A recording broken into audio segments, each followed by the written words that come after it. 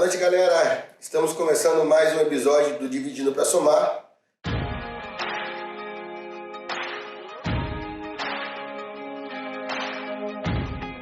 Nesse episódio de número 6, nós temos aqui conosco nosso irmão Diego Duarte, que vai estar contando um pouco do seu testemunho, um pouco da sua história, falando um pouco do que Deus fez na sua vida e está fazendo aí. Paz do Senhor, pessoal, boa noite. Para mim é uma grande alegria estar aqui com os irmãos. Também me sinto honrado por Deus, de estar participando desse Dividindo para Somar. E creio que vai ser um tempo legal de acrescento na nossa fé e também edificação nossa aí nessa noite. Paz do Senhor, Dieguinho. Paz do Senhor, Felipe. Paz do Senhor, pessoal que está aí assistindo mais um episódio do Dividindo para Somar. Desde já também agradecendo a você aí que está nos apoiando nesse projeto. Não só assistindo também, já é um grande apoio assistindo, mas também compartilhando nas suas redes sociais.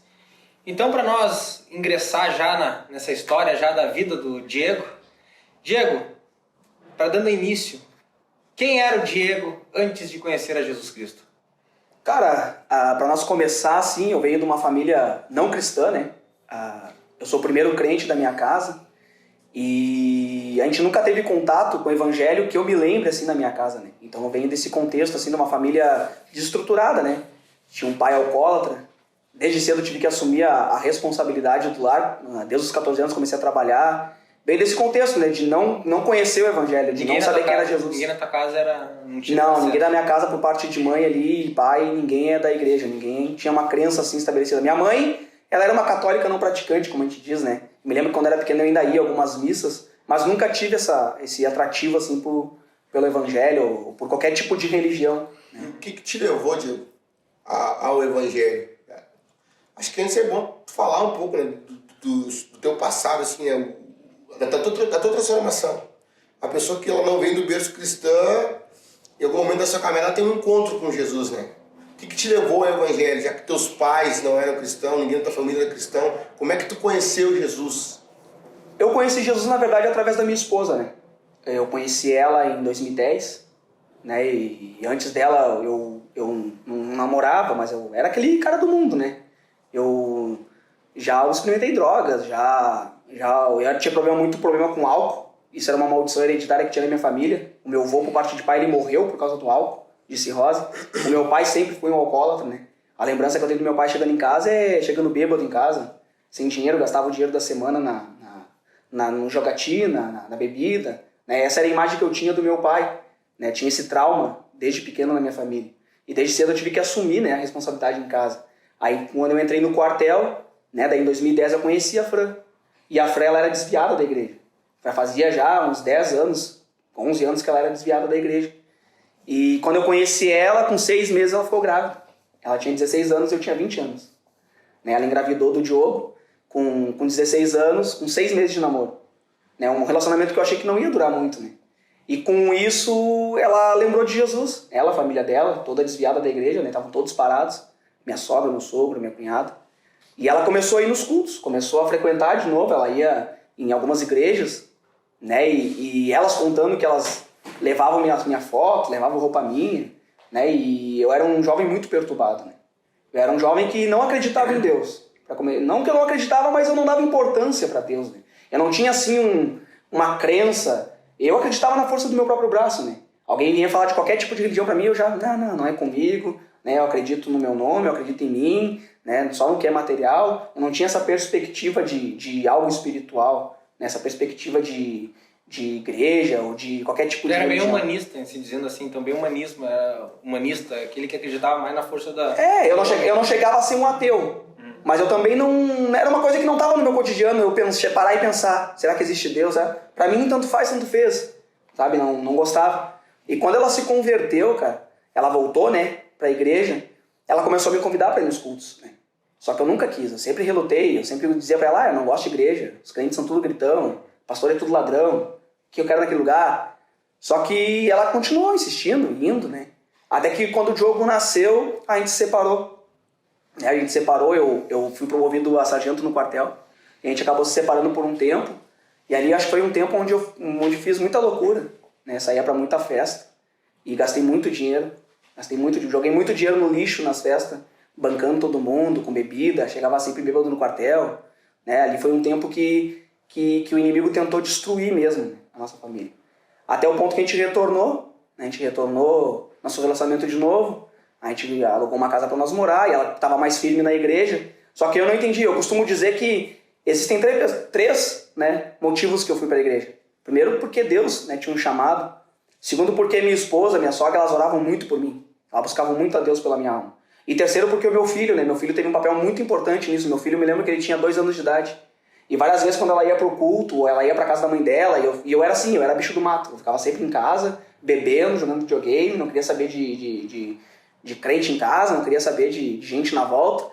E eu me lembro que algumas vezes meu filho voltou do culto com a minha esposa, ele vinha no meu colo e falava, papai, pode orar? Aí eu falava, ora aí, guri, não sei o quê. Aí ele vinha e ele orava, né, por mim, né, com 2 anos de idade. Ele botava a mão na minha cabeça e dizia, Jesus, salva o papai. Aí ele falava assim pra mim. E aí aquilo ali começou, de um certo ponto, mexer comigo, né? E eu costumo sempre dizer, quando eu prego em culto da família, que a minha esposa ela não me ganhou por me convidar a ir no culto. Ela me ganhou pelo testemunho que ela começou a dar dentro de casa. Porque chegou um ponto que ela me convidava tanto, eu falei, mulher, não me convida mais para ir na igreja. Não me convida mais. O dia que eu quiser ir conhecer esse tal Jesus, eu vou te dizer que eu vou querer ir. Porque quando a minha esposa ela começou na igreja, né, ela nunca gosta que eu conte isso, mas eu sempre conto.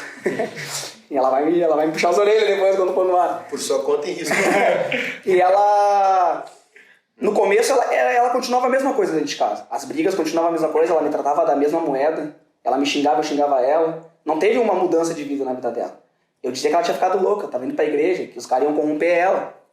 Até que chegou um ponto que ela entendeu, né, o processo de Deus. E ela começou a parar de falar. Ela começou só a começar a agir, ela começou a se converter de fato. Aí eu comecei a ver nas atitudes dela algo diferente. Porque eu começava a querer cutucar ela, né, com vara, querer diz o ditado, cutucar com vara curta. E ela não revidava, ela ficava quieta. Eu xingava ela não me xingava de volta. Aí daqui a um pouco eu passava para ir no banheiro, tava ela no quarto chorando, aos pés de Jesus. Né, e eu comecei a ver que alguma coisa tinha mudado. Então foi nesse contexto que eu comecei a caminhar, né, a querer sentir esse desejo de ir na igreja. Claro que foi muito relutante, né? Me lembro que nos últimos meses antes de eu me converter mesmo, eu comecei a beber demais. Era quase todo dia, eu passava num botequinho que tinha lá perto de casa e pegava um gradado de Heineken, subia pra casa, serviço, e todo dia eu bebia no mínimo 3 garrafas, né, de Heineken, aquelas long neck, e assim foi. Mas tu se sentia assim um viciado na bebida? Ou tipo, tu fazia por gosto, assim, tu tinha vontade de largar? Não é que tu viu, tipo assim, eu tô me afundando na bebida. A gente falou, teve exemplo do teu pai, né? A imagem que tem do teu pai chegando bêbado, tudo isso aí não mexia contigo.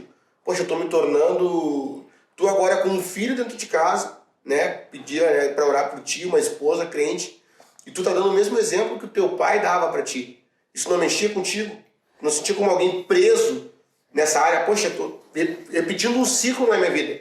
Eu já vivi essa cena, né, através do meu pai, agora eu tô reproduzindo isso. Isso não mexia contigo, não te dava uma vontade de largar a bebida, assim? Ou tu acha que... Não, na verdade, antes de a minha esposa voltar pra isso, não, eu agia como se fosse natural. Era um negócio que era natural. Eu gostava de beber cerveja, eu gostava, no final de semana a gente fazia churrasco lá na sogra com meu cunhado, o Emerson, né? E a gente comprava cerveja, a gente bebia sempre. Ele fazia umas batidas e nós estava sempre bebendo. Então era uma coisa que era natural. Por mais que eu tenha vivido com aquilo com o meu pai, de ver como é que as coisas... naturalmente, né, aquilo entrava dentro de casa e era natural. No começo, assim, antes de eu me converter, antes dela... Até quando ela ia pra igreja e me convidava, eu achava que era normal. Né? Que é como alguém do mundo, né? Que não conhece Jesus, acha que é normal. Beber, usar drogas, essas coisas assim. E eu vivia nesse contexto. Assim, e eu, entrando meio que nesse assunto ainda, eu, Salatiel, já ouvi aí por fora, por terceiros, que tu... Inclusive o Emerson também tem um grande testemunho, o Emerson, né? Por terceiros que tu gostava de um pagode. Que tu curtia um pagode. Era um pagodeiro nato. Que nem eu falei, eu não fui aquele cara muito da pá virada de ser drogado, né? Mas aí eu gostava de... E tirando a bebida, tu experimentou outro tipo de droga? Experimentei algumas. Usava seguida quando era mais jovem, porque com 15 anos eu saí de casa, né? Eu comecei a trabalhar, eu fui morar na casa da minha avó, ela tinha uma casa em cima da casa dela, eu comecei a morar sozinho lá. Aí foi dali dos 15 por 16 que eu comecei a descobrir, de fato, as festas, os bailes, a bebida. Já usei... Eu só não usei crack. Mas eu já usei, eu usava seguidinho, assim, usava maconha. Mas já usei cocaína em festa, né? Pitico, que eles falam, que é a pedra de crack misturada com maconha. Né? Já usei aquele loló em festa. Meu Deus! Já usei balinha, né? As LSD, algumas coisas assim. Mas não era viciado nessas coisas. Mas era... Na época que eu trabalhei no Zafra, eu fiquei amigo, conheci uma gurizada, né? E usava bastante maconha. Né? Durante um ano quase ali, fumava escondido, né? Ninguém sabia da minha casa. Mas nenhuma dessas tu te viciou? Não, nunca fui viciado. Só experimentava por causa da amizade. Experimentava, mas assim, no intervalo do serviço ia lá, fumava uma maconha. No intervalo, eu estava de noite o cara ia lá, tomava um vinho, tomava uma maconha. Mas não assim de ser viciado não. Será que de vender as coisas em casa? Não, isso aí não. As amizades te influenciavam muito? Com certeza. Eu me lembro que eu conheci umas pessoas na época que eu comecei a morar sozinho, comecei a descobrir muitas coisas. Porque enquanto eu morava na casa da minha mãe, eu sempre fui tranquilo. Né? Sempre fui caseiro, saía pra jogar meu futebol, ficava jogando meu videogame, sempre gostei de videogame. Sempre tive videogame, gostei de ficar em casa jogando videogame. Né? Ou indo ali na pracinha jogar uma bola. Mas no momento que eu comecei a morar sozinho, né, e sem aquela estrutura, né, familiar, eu nunca tive uma conversa franca com meu pai, né? As coisas assim, a gente nunca teve um papo de pai com filho. Só agora depois de velho que a gente foi ter uma conversa, né, franca assim. Então eu conheci algumas pessoas lá onde eu trabalhei, no colégio, que começaram a me influenciar, com certeza, começaram a me influenciar. A gente ia pras festas e, não, toma aqui, vai. Pagode. Eu gostava muito de pagode. Eu já toquei em bandinha de pagode, dançava pagode, dançava bem por sinal. Hoje não. Hoje dança pra Cristo. Mas eu participei de grupo de pagode, participei de grupo de dança, né, de pagode, participei. Mas tudo isso foi antes de conhecer a Fran, né? Antes de conhecer a Fran. Quando eu conheci a Fran ali com 20 anos já era só, mais era bebida. Bebia. Mas antes de tu se converter, tu voltou com a Fran? Ou foi... Isso, a gente se separou por um tempo, a gente ficou uns 2 meses separados. Que foi onde eu quase enfiei o pé na jaca, que nem se diz, né? Onde, imagina, um cara com 21 anos, né? Tava ali, recém-promovido a sargento. Pô, tinha ganhado uma promoção que era boa. E eu tinha ganhado, na época, quase 8 mil reais de promoção. E sabe que ia gastar 7 mil reais em 20 dias? E numa noite tu gastar 1.000 reais. Eu tenho que trabalhar 20 pra ganhar 100. O Diego disse que já usou ló, já usou pitico, já usou balinha, gastou 7 mil numa noite, ele quase enviou para a jaca. Eu tô querendo descobrir o pé da jaca, que seria. Como é que seria enfiar o pé na jaca pra ti, Diego? É um momento de descontração aqui. Mas, Diego, qual foi a tua primeira experiência com Deus, assim? Tu falou que foi teu filho, né? Orando por ti, que ele mexia contigo, a tua esposa não revidava mais, ela começou, viu uma transformação nela, né? Mas e tu com Deus? Assim, tu disse que era neutro. Não, pra mim não tem interesse em conhecer, mas quando sentiu que Deus começou a falar contigo. Minha primeira experiência com Deus eu nunca mais na minha vida vou esquecer. A Fran e o Diogo desceram com um culto ali na Nova Ipanema, e eu fiquei em casa ali, como de praxe, bebendo, jogando videogame, tomando minha Heineken. E eu me lembro que eu tava ali jogando um futebol ali, tomando aquela cerveja. De repente eu senti como se uma voz falasse dentro do meu inconsciente. Falando pra mim assim, o que tu tá fazendo aí dentro? Tu tá perdendo a tua família. Tu tá perdendo a tua casa. E eu ouvi isso e eu fiquei, E depois daquele dia que eu ouvi isso, né? Essa voz que eu não sabia na época o que era, hoje eu entendo que era o Espírito Santo falando comigo lá dentro do meu coração. E eu comecei a entender algumas coisas. Eu comecei, mas é verdade, né? Porque quando a gente sentou pra conversar, eu e ela, a gente pediu pra reatar, né? A gente tinha colocado algumas coisas, né? Que eu ia mudar, que eu ia fazer algumas coisas diferentes.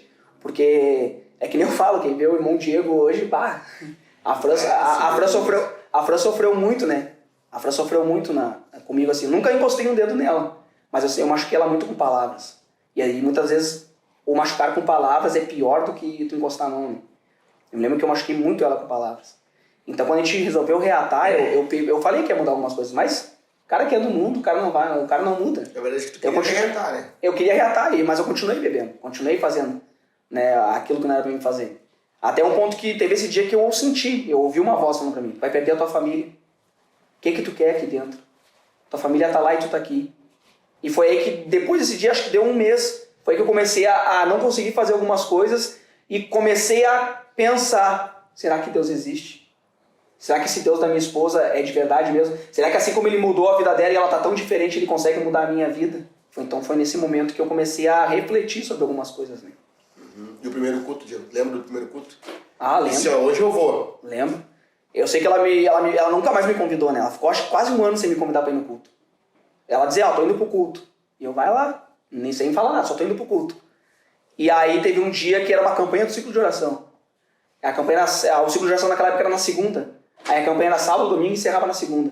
4 dias. Aí no domingo de manhã, do nada, ela chegou pra mim. Ô amor, hoje tem culto e tal, campanha, vai ter um pregador, quer ir no culto? E eu já tava nessa reflexão, né? Eu não falei nada pra ela, mas eu já tava nesse negócio, eu via ela orando, de noite a gente dormia, eu ficava aqui, eu vi que ela, umas coisas e eu comecei a refletir. Aí eu falei, tá, vamos no culto. E ela até se esbismou na hora, né? Se espantou, tomé um pouco café. Sério? Vamos no culto. Vou ir no culto hoje, vou lá conhecer a tua igreja. Falei pra ela, né? E eu me lembro até hoje de um negócio que até o ponto, alguns lugares onde eu vou pregar, que naquele dia eu fiz a minha primeira oração. Né? Eu me lembro que eu fui tomar banho, e eu tava tomando banho e olhei pro teto e falei, Deus, não sei se tu existe, se tu não existe, e eu vou lá naquela igreja. Mas se eu botar meus pés lá dentro e eu não sentir nada, e eu não ver tu lá dentro, eu nunca mais entro naquele lugar. Eu falei bem assim, tá, me arrumei. E a gente foi pro culto, né? Pensa num cara, perturbado, né? Eu cheguei e sentei no primeiro banco. Me lembro até hoje quem era o pregador, o irmão Jairo Nardel. Era o pregador, o irmão Jairo Nardel. E ele tava pregando, eu me lembro que eu sentei no primeiro banco, mano. E cruzei meus braços e ali fiquei, analisando o culto, vendo os crentes gritar. E eu ficava, quer gritar, né? Vendo na hora da oferta, já vão roubar, né? E ali, sabe, todo o culto. Mas quando começou a pregação, o cara começou a falar, parecia que tava discorrendo o livro da minha vida, assim. Direitinho, desde quando eu nasci, falando sobre os traumas familiares, E eu comecei, a sogra ou a Fran me dedaram pro pregador. Né? A primeira coisa que eu pensei, me dedaram, já olhei pra ela série, Só que ele começou a falar do negócio e começou aquilo. Cara, eu nunca fui um cara de chorar, hoje eu sou chorão. Tô me segurando aqui pra não chorar em algumas partes. Quem me conhece sabe aqui do distrito, sou muito chorão. E eu era um cara muito duro. Era difícil eu chorar. Quase impossível. Deus tirou o coração de pedra e colocou o coração de carne. E eu me lembro que quando ele começou a pregar e aquilo começou a entrar dentro do meu coração. Até o ponto que chegou o momento que ele fez o convite, né? Normal, naquele culto, assim, ele fez o convite. E eu não sei explicar. Eu só sei que do nada eu me joguei nos pés do altar e comecei a chorar, mas era um choro tão profundo, sabe, Felipe? Era um choro tão profundo assim. Era um choro tão profundo que eu não sabia explicar, mas passou um filme na minha cabeça, sabe? Os traumas de infância, os traumas familiares, tudo que eu tinha feito de errado com ela, veio as palavras, todas aquelas palavras que eu falava de ruim pra ela, e eu comecei a pedir, me perdoa, Deus, me perdoa, sabe? Eu só sabia falar isso. E eu aceitei Jesus ali naquele momento. E daquele momento que eu aceitei Jesus, eu comecei a ir na igreja, direto. Não vou dizer que foi fácil, não troquei da noite pro dia, né, tudo. Mas foi um processo. Processo, né? E foi difícil esse processo? Foi. Eu me lembro que no começo... É interessante, né, que eu gostava muito de beber. Eu e o Emerson. Vou até dar o Emerson aqui mesmo. O Emerson daqui a pouco... Ele era meu cúmplice. Não, eu gosto de falar dele porque ele sempre vai aguentar umas coisas todas também. Ele sempre me revela nos poucos. E no começo a gente conversou que ele se converteu quase junto, né? Ele se converteu acho que um mês antes de mim. E eu fui um mês depois dele pra igreja, uma coisa assim. E tu é bastante amigo do Emerson, né? Conheci ele desde o tempo do colégio. Tu vendo a transformação do Emerson, não te tocou assim, nada? Assim, foi um mês antes de ti, né? Não. Porque eu falei, no começo, algumas coisas a gente ainda continuava fazendo, porque a gente achava que não era errado. Por exemplo, cerveja. A gente falou, é pecado o álcool, vamos tomar sem álcool. Porque, cara, todo final de semana nós fazia churrasco lá na minha sogra, né? E aí a gente começou a tomar cerveja sem álcool. Não é errado tomar sem álcool. Até que um dia veio uma irmã pregar na Nova Ipanema. E falou direitinho sobre o assunto que ela achava que era normal, né? Aí, claro, ninguém chegou pra mim e botou o dedo na minha cara, tu tem que parar de beber. Né? O pastor Elton foi meu primeiro pastor, ele foi um cara assim que sensacional, que ele me ajudou em muitas coisas no começo, né? Porque imagina o cara que é do mundo, nunca teve contato com ninguém crente. Primeira vez. Então eu tinha muitos questionamentos, né? Tinha muitos questionamentos, muitas dúvidas. Né? Que é errado, que não é errado. Eu me lembro que quando eu me converti, eu descobri que Deus abominava relacionamento fora do casamento. Isso foi uma coisa que o inimigo lutou muito com a minha alma. Filho. E Salatiel. Porque eu não queria nem encostar na Fran uma época. Porque eu achava que era errado. Eu achava que eu estava pecando. Porque eu não era casado ainda no civil, na igreja. achava que eu ia pro inferno a qualquer momento por causa disso. Qualquer momento. Foi uma área que o diabo trabalhou muito na minha vida pra não me deixar na igreja, né? Muita batalha espiritual eu tive no começo da minha conversão. Isso é uma coisa que eu tive muita batalha espiritual, muito sonho, muita visão espiritual no começo que eu não entendia, né? Aí o Jean foi meu primeiro líder de jovens, me ajudou muito nisso. Lembro que o Jean, a gente marcava às vezes evangelismo no morro e ele sentia de Deus, nós lá pro escritório e nós ficávamos conversando lá. E ali falava sobre vários assuntos com ele. Né? Tu vê a importância, né, de ter um acompanhamento, né? Sim, muito Tanto importante. para quem nasceu no berço cristão, para quem está dentro de um processo, né? Tu vê, né? Tu falou do pastor que te ajudou, da tua liderança que te ajudou, né? Tu acredita que isso foi fundamental para ti se tornar o que tu é hoje? Com certeza, com certeza. Eu tive líderes que me ajudaram, o Jean, o André, né, o pastor Daniel, né, porque ele foi pastor, foi quando eu me converti, era o pastor Daniel aqui no distrito, né, e ele foi uma pessoa que ajudou bastante também nessa caminhada. Me lembro de várias conversas no gabinete, logo que a gente começou a querer acender o ministério, a querer liderar, né, e foi na época dele isso aí, né. E o Jean, pra mim, tive vários líderes muito bons, líderes assim excepcionais. Só que pra mim o que mais me marcou foi o Jean, né. Porque o Jean foi o primeiro e ele me discipulou, porque eu tinha uma dúvida, eu ou ligava para ele, ou mandava artes, ou a gente conversava na igreja. Né? Ele acompanhou muito desde o meu início da caminhada, né? Eu e minha esposa. Isso foi muito interessante, foi o principal, assim, além de Deus, claro, né, trabalhando, mas a liderança, o acompanhamento, o discipulado é muito importante. Então agora eu quero entrar no assunto também que, para quem não sabe, o Diego também é um jovem pregador da palavra aí, prega em tudo que é canto. Então eu queria, aproveitando esse gancho, já que a gente entrou nessa parte, né, da conversão, dos processos, das experiências com Deus, eu quero entrar agora no processo em relação à tua primeira pregação. Quando é que Deus confirmou teu chamado, assim, já falou, ó, tu vai ser o pregador, tu vai ser pregador, tu vai pregar a minha palavra. E quando é que qual foi a experiência de pregar a primeira vez? Eu me lembro que logo que eu me converti, né, vai fazer 8 anos, né, que eu tô na igreja, que eu me batizei. E logo nos primeiros cultos eu me lembro que às vezes do nada levantava pessoas e vinha comigo com a minha esposa e falava que nós tínhamos um chamado. É um chamado de missão, um chamado missionário, um chamado com juventude e também que Deus ia me levantar como um pregador. Só que eu não entendia no começo, né, o que é isso, né? E a minha primeira pregação foi no culto da juventude, né? O Jean me convidou para pregar uns 15 minutos, famoso 15 minutos. Uhum. Eu aprendi muito assim também. E eu fiquei numa luta, né? Numa luta, o que eu vou pregar? Aí eu me lembro que eu resolvi falar da vida de Abraão. Sobre o chamado de Abraão. Falei, Deus me chamou para ser missionário, eu vou falar sobre Abraão. Né? Só que eu me lembro que na mensagem, várias vezes eu troquei Abraão por Moisés. Tudo a vida, né? Não, e parecia aquela vara verde. Eu me lembro que eu dei uma joelhada no púlpito, eu nunca tava tremendo as pernas. Mas foi uma experiência muito boa, né? Mas eu me lembro que várias vezes no meio daquela mensagem, né, que era pra ser de 15, 20 minutos, foi de 10, 8.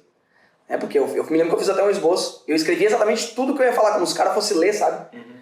Só que, claro, a gente sabe hoje que não é assim. Mas eu escrevi tudo que eu ia falar exatamente, até assim, agora eu vou falar isso. Aí eu botei nisso. Agora eu vou falar isso. Respira. Não, eu botei ali. Eu escrevi. Falar em línguas agora. Eu escrevi ali introdução, agora falar isso, agora falar aquilo. Aí eu botava assim, capítulo tal, versículo tal, sabe? Mas eu me lembro que algumas vezes eu troquei, né? O Abraão pelo Moisés e Moisés pelo Abraão. Mas foi, claro, foi uma experiência boa. Não foi uma coisa assim que nunca mais eu quero pregar. Foi uma experiência legal. Porque eu fiquei, claro, porque na hora eu achei bom. Porque o pessoal tava gostando, glorificou, uns riram, né? Acho que foi pra hora que eu troquei o Abraão. Só que daí depois, né, quando meu líder me chamou, eu falei, cara, foi assim, foi bem, tu tava nervoso. O problema é que tu trocou alguns nomes, mas ele foi muito sábio, sabe? Ele soube me orientar. Minha esposa também, né? Minha esposa sempre foi muito sábia, ela veio e falou comigo, como ela conhecia mais, né? Acho que o importante é tu entender, né? Pô, tá um jovem que tá começando agora, tendo a tua primeira experiência, né? Trocar os nomes não vai comprometer uma mensagem inteira, né? Sim. Isso é muito importante até para quem tá começando, né? Eu tive a primeira experiência, eu não pensei em desistir. Eu pensei, fui lá até comprar um violão, vou virar músico, né? Mas e depois, Gil, como é que tu acha, tipo, quais eram os teus sonhos ministeriais, assim? Tipo, queria ser o pregador, queria ser missionário, dentro da ordem eclesiástica, que tu imaginava para tua vida, assim? Cara, eu sempre gostei da área do ensino, né? sempre gostei de estudar. E uma das coisas que mais eu pedi para Deus, desde que eu me converti, era que eu conseguisse fazer uma faculdade de teologia ali. Só que eu nunca tive condições. Né? Sempre pedi para Deus, desde que eu me converti. Aí agora até, ver como Deus ele ouve a oração da gente, mas é sempre no tempo dele. E teve épocas que eu tive mais dinheiro do que eu tenho hoje. Mas eu nunca tive condições, nunca consegui pagar uma faculdade de teologia. Aí quando começou a pandemia agora, em 2020, no início da pandemia, Deus abriu uma porta, né? E aí eu consegui, fiz um ano agora, fechei um ano de faculdade de teologia, né? E gosto muito da área do ensino. Só que o meu coração ele sempre ardeu. Desde quando eu me converti, nas primeiras mensagens que eu ouvi num culto de missão, uma vez eu vi um missionário pregando, foi sobre missão, né? Eu falo missão em casa, me lagrimejo os olhos, a Fran já é mais, né? Não. Eu já, se deixar, eu vou lá para os Arábia, para os África, eu sinto... E a gente recebeu muita profecia no começo, sabe? Profecia assim de não no púlpito, mas de tu sair, acabou o culto, do nada alguém vem e te puxa. E fala, Deus tem só um pouco de tempo para vocês aqui no Rio Grande do Sul. Deus tem um chamado missionário, Deus vai dar uma nação para vocês cuidar. Deus vai dar uma nação para vocês se apaixonar. Sempre tive essa mensagem. Fiquei acho que uns 3 anos, tipo assim, quase direto. Falhava um culto 2, alguém falava sobre isso com nós. Sobre missão. Né? Aí, uns tempos atrás, uns 4 anos atrás, né, Deus começou a levantar a gente para falar para mim que eu ia ser um pregador. E as pessoas podem achar que não. Porque eu sou falador, gosto de falar, gosto de brincar, sou extrovertido. Mas eu nunca me achei com um status assim de ser um pregador.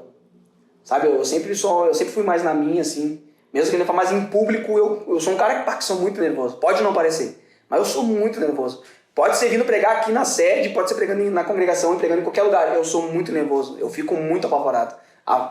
Em casa, o Diogo, a Fran que me ajuda, assim, porque, cara, eu fico muito... No dia eu não consigo comer, eu fico muito apavorado, sabe? Eu fico muito assustado, eu chego no púlpito, eu só me acalmo depois daqueles primeiros minutos que eu pego o microfone. Pode não parecer, mas, cara, que eu tento me segurar no máximo. Eu me lembro uma vez eu fui pregar, lá em Canoas, cara, eu quase não consegui dirigir até lá. Parecia que o coração ia saltar pela boca. Sabe? E isso, a esse tempo eu tive aqui na sede pregando também. Nossa, sabe? É um negócio que não tem como eu explicar, mas é assim comigo no particular, sabe? No particular. Hoje eu entendo que Deus tem um chamado, né, ministerial na nossa vida. Não é fácil, né, o cara ser pregador, porque tu tá lidando com vidas e tu tá lidando com a palavra de Deus. Então é uma responsabilidade muito grande, né? Eu sinceramente, eu não queria essa responsabilidade. Né? Tentei no início fugir algumas vezes, mas não sabe como é que é. Tu que é pregador, o salário já tá começando, Deus ele sempre vem. Mesmo uma vez eu entrei nos questionamentos porque parecia que eu pregava sempre a mesma mensagem. A mensagem de Jesus morreu na cruz. Parecia que é toda semana a mesma mensagem.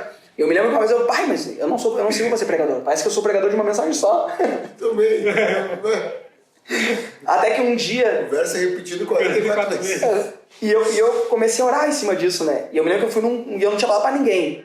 Porque eu falei pra Deus, eu não vou mais pregar. Eu não vou mais aceitar convite, porque é o pregador de uma mensagem só. É um tiro só. Só tem um cartucho. E daqui a pouquinho o pessoal vai ficar chato, porque eu vou a todos os lugares, vou pregar a mesma coisa. O mesmo tema, o mesmo... Eu lembro que eu tava num encontrão da juventude, aqui na sede aqui. E era o Jonas Misael que tava pregando. E eu não tinha contado pra ninguém.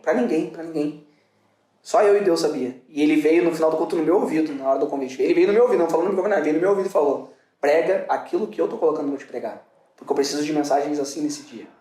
Não fica me questionando, mas prega o tema que eu te dei. Eu te dou o tema e é eu que faço. Mas nesse tema eu vou te dar muitas mensagens diferentes. E depois daquele dia eu comecei a descansar, né? E aquilo que às vezes Deus vem falando, experiências que o cara tem, né, no mundo espiritual, isso aí tudo foi ajudando a entender o caminho, né, a orientação dos pastores, né, a liderança. É que nem eu digo, é bom pregar? Não vou dizer que não é bom pregar. Né? Não vou dizer que pro pessoal que tá assistindo, que não é bom tu e pregar num lugar grande. Tu tá numa matriz, não vou dizer que não é bom, mas é uma responsabilidade muito grande. Quando a gente para pra refletir sobre isso, parece que o cara quer correr, né? E eu já fui liderado por ti. Tu já foi líder de jovens, né? Qual foi a experiência, que eu sempre quis fazer essa pergunta pra ti. Como é que foi tu, Diego, a experiência de liderar jovens? Cara, no começo eu quis sair correndo. De mim, né? No começo eu quis sair correndo, né? Porque... Eu me lembro quando a gente recebeu a profecia dizendo que a gente ia liderar uma juventude, né? Foi um pouco antes do André convidar nós para ajudar aqui no distrito. E eu... que lindo, né? Bora. Que a gente sempre foi... Eu nasci na juventude do Ipanema, né? Eu me converti aqui, eu sempre estive no meio da juventude, no coral, né? Ali com a gurizada, nos retiros, sempre. Aí quando o André me chamou, eu falei, a profecia vai se cumprir. Só que quando a gente assumiu, a gente viu o que é ser um líder de verdade de uma juventude. Você né? viu o Salatiel olhando nos bancos ali, Deus ali não parava quieto. A gente viu que é uma coisa muito difícil. É difícil, mas ao mesmo tempo é lindo tu trabalhar com jovens, né?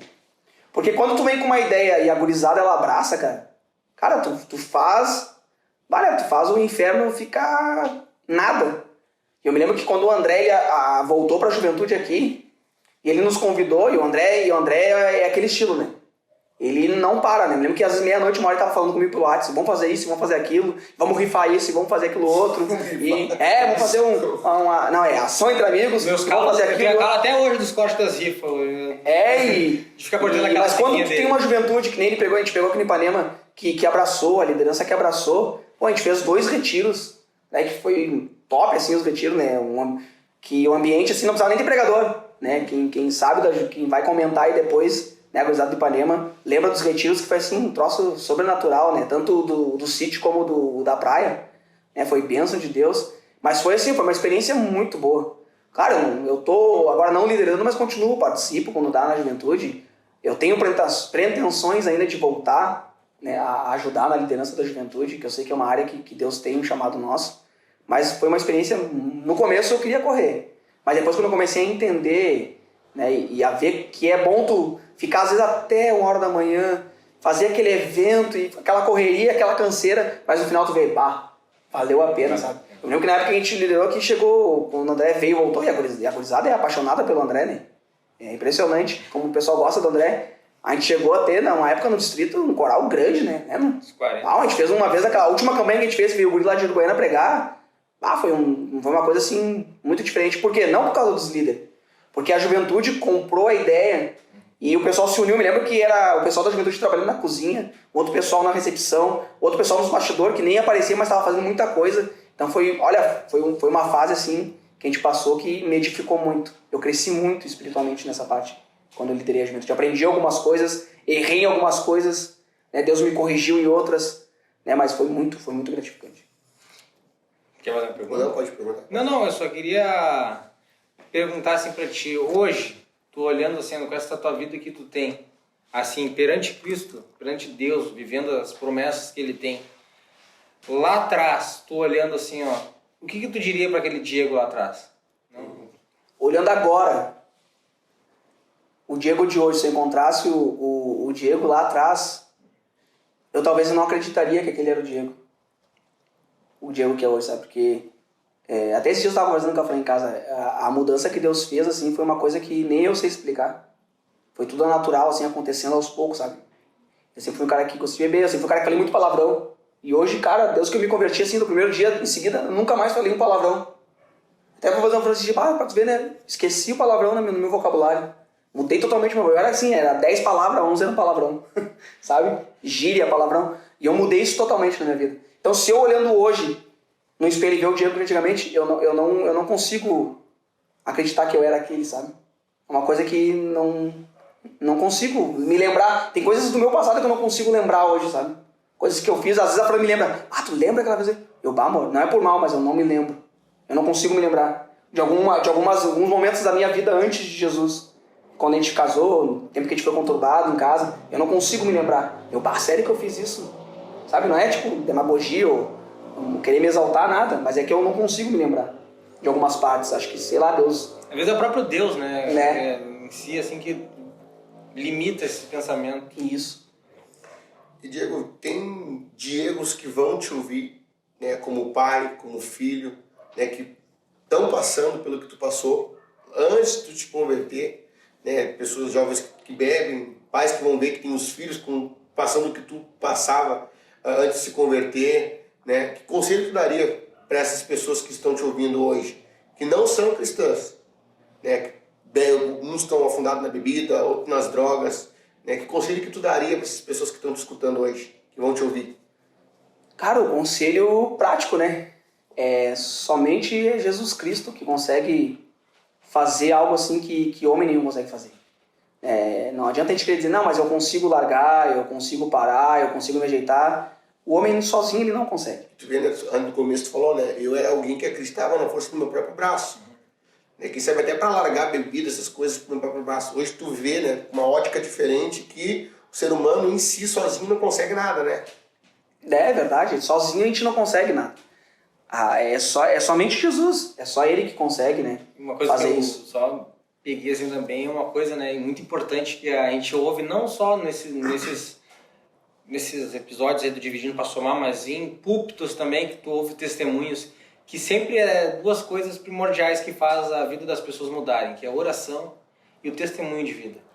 O que aconteceu em relação à tua esposa, que ela orou por ti, parou de te convidar e começou a mostrar a mudança orando por ti, mas também na mudança de vida dela. Não, na verdade eu já era conhecido em vários lugares aí sem eu saber, né? Porque ela ia em tudo que é lugar com a minha foto, minha sogra. Foto dentro da Bíblia. Todo mundo ali na Assembleia de Deus e aqui na sede me conheciam, né? Sem eu saber. O André me conhecia, o pessoal, o pastor me conhecia e eu não sabia de nada, né? Porque ela sempre levava minha foto, levava uma camiseta minha do quartel pra orar. E realmente, o que fez eu vir pra igreja, primeiro, a oração delas, né? Da minha sogra, da minha cunhada, da minha esposa. Elas oraram muito, elas pagaram um preço muito alto pela minha vida, né? Um dia, assim, eu falei pra Fran que um dia ela tinha que dar o testemunho dela no púlpito, da ótica dela, né? Porque deve ser muito diferente da minha, porque eu não sei, porque ela disse pra mim, ela sofreu muito, né? A ponto de ela chegar assim e dizer, Deus, ou tu leva ou tu tira da minha filha. Minha sogra chegou, disse pra mim uma vez que ela chegou a orar assim, né? Deus, ou tu leva ou tu faz a minha filha deixar de ser apaixonada por esse guri. Né? Mata eles. Porque realmente, não parece hoje em dia, saca? Esse rostinho bonito, imagina agradável. Que era o cara. Imagina que era o cara. Programa ao vivo aqui não pode contar mentira. E com certeza a oração delas fez muito efeito. E o testemunho, que nem eu falei, quando ela parou de falar de Jesus e ela começou a viver o evangelho dentro de casa, foi aí que eu liguei o alerta. Tá, mas eu vou ter que ir nessa igreja. Ah, minha esposa tá diferente, por quê? O que tem lá? Comecei a ter esses questionamentos, né? Então é muito importante, né, gente, para os pais que estão escutando, para as pessoas que estão escutando, né, que têm orado pelos seus filhos, pelos seus pais, muito mais do que orar. É dar um testemunho, né? Isso. Muito mais do que, às vezes... Tu, né, Felipe? Até tu, né, também. Isso. Tu testemunhou também aqui, que veio também nesse processo de oração também do teu pai. Isso, exatamente. Foi através de oração e exemplo. Eu sempre dizia, né? Eu não queria saber da igreja, não tinha... Eu acreditava em Deus, mas eu dizia, né? Não dá para dizer que Deus não fez nada na vida do meu pai, né? Eu até não quero, mas não dá para dizer. Ele tinha um testemunho de que Deus transformou a vida dele, né?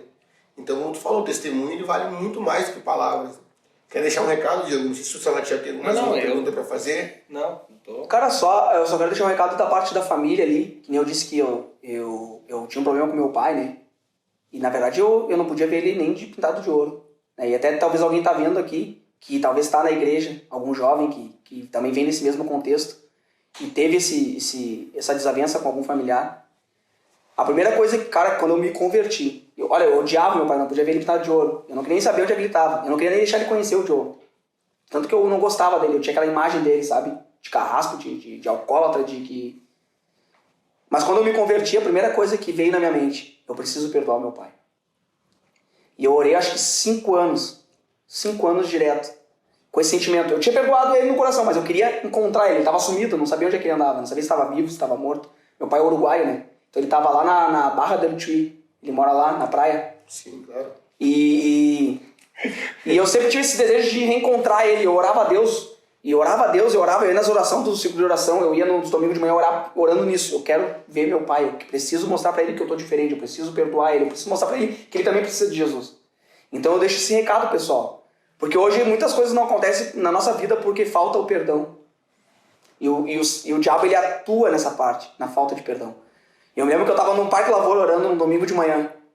E eu chorei muito. Eu falei, Deus, eu preciso ver meu pai antes que aconteça alguma coisa. Eu preciso falar com ele. E do nada minha mãe me ligou, de meio-dia assim, ele, teu pai te ligou, quer falar contigo, eu dei teu número pra ele, porque minha mãe também não gosta muito dele, né? E eu, falei, Fran, meu pai me ligou. Não sei como que ele descobriu meu número. Aí ele me ligou. E minha avó tava no hospital, lá no Uruguai, lá. E domingo ele me ligou. Segunda-feira de manhã a gente botou todas as coisas no carro e se largamos pro Uruguai de carro. 8 horas de viagem. Chuvarada, e se largamos. Chegamos lá de noite. E eu me lembro que eu cheguei na casa do meu tio lá, né, que a gente não sabia onde é que eles foram buscar a gente. E meu pai tinha aquela visão do Diego que brigava com ele, que batia a boca, que ia nos finalmente, né? Que a gente já chegou aí nos finalmente. E quando ele abriu a porta com aquela cara dele, eu me lembro que, por impulsão, assim, eu não sabia o que eu ia fazer. O que será que eu vou fazer? Eu pulei no pescoço dele, comecei a chorar e falei, pai, eu te perdoo. E ele, não me interessa o que passou pra trás, não precisa me dizer nada, não precisa me explicar nada. Eu te amo e tem um Jesus também que te ama. Eu tô assim porque Deus me mudou. A primeira coisa que eu falei pra ele, Deus me mudou e pode mudar a tua vida. Não me interessa mais o que aconteceu. Então acho que eu deixo esse recado pro pessoal, né? Que talvez tem gente que tá assistindo e tem isso. Tem isso. A melhor coisa que a gente tem pra fazer, pra que nosso ministério ele aflore, pra que a gente seja bem sucedido, né, espiritualmente, é o perdão. Porque depois daquilo ali, cara, quando eu consegui falar com ele, as coisas começaram a fluir de uma forma assim, sobrenatural, sabe? Fiquei mais leve. As coisas... Hoje eu converso com ele todo dia no WhatsApp, praticamente todo dia, por áudio, ele chamada, ele mora no Uruguai lá. Quase todo dia a gente se conversa. Ele é marinheiro, né, pescador, vive na praia. E é isso, né? Eu acho que esse é o recado que eu deixo. O perdão, né? A gente precisa de perdão. O perdão é a chave, né? É a chave pro sucesso espiritual. Então, da minha parte, Diego, eu só tenho a te agradecer, porque foi um testemunho que edifica, não só a minha vida, creio que também do Felipe, mas de alguém que está assistindo ali. Por que a gente falou até, tem um Diego ali atrás? Porque sempre os testemunhos aqui falam com pessoas que estão vivendo as mesmas coisas. Por isso que a gente fala, tem algum Diego ali que está assistindo. Então, a importância desse projeto é alcançar almas. Não é alcançar views, alcançar um número grande de visualizações, não. É alcançar alma. Talvez uma alma ali pode, através do teu testemunho, se salvar. Amanhã aparecer aqui na sede, ou amanhã aparecer na Nova Ipanema, ou ir numa igreja próxima, querendo procurar esse Jesus. Porque através da tua vida, ele ou ela viu que tem solução. Então, eu agradeço pela tua vida, por estar aqui. Se o Felipe quer deixar as considerações finais. Eu também te agradeço, né, Diego, por topar, dar essa entrevista pra gente, esse testemunho que edifica bastante vidas, eu tenho certeza disso, né? A gente entrevistou 6 pessoas aqui, né? Cada uma com um testemunho diferente e todas elas, foram 5, tu é o 6º, todas elas a gente recebeu um testemunho, né? De que foi muito edificante pra minha vida, pessoas que passaram pela mesma coisa, né? Tava nessa situação, não sabia o que fazer e através das tuas palavras, através desse programa a gente foi alcançado, né? Então eu acredito que tu como 6º participante também vai ter esse testemunho de pessoas que vão ver lá na página da UMAD para Ipanema no YouTube, né? Você encontra todos os projetos lá, tem o Profissionalizando, tem a nossa, tem a loja de tem roupa, a loja também, no Instagram lá, a loja Instagram da UMAD para Ipanema. Vai lá na UMAD para Ipanema, gente, tá tudo lá resumidinho, separadinho, tá? Tá os links de todas. Quer ser edificado? É só acessar lá o UMAD no Instagram. Gente, tá tudo lá. Vai estar agora também creio que vai estar também os antigos episódios, os episódios que passaram. Vai estar tudo ali, quem quiser assistir. E, gente, compartilhe lá nas suas redes sociais, no Facebook, no Instagram. Manda no WhatsApp alguém que você conheça que tem a história semelhante à do Diego. Talvez na tua casa. Compartilhe. Você está fazendo parte do reino em ganhar almas. Você pode ser alguém, conheça alguém que está passando por isso, compartilhe. Faça isso. Então, Deus abençoe, Felipe. Muito obrigado. Diego, mais uma vez, obrigado. Então tá, pessoal, nós estamos encerrando por aqui. Então até o próximo episódio do Dividindo para Somar.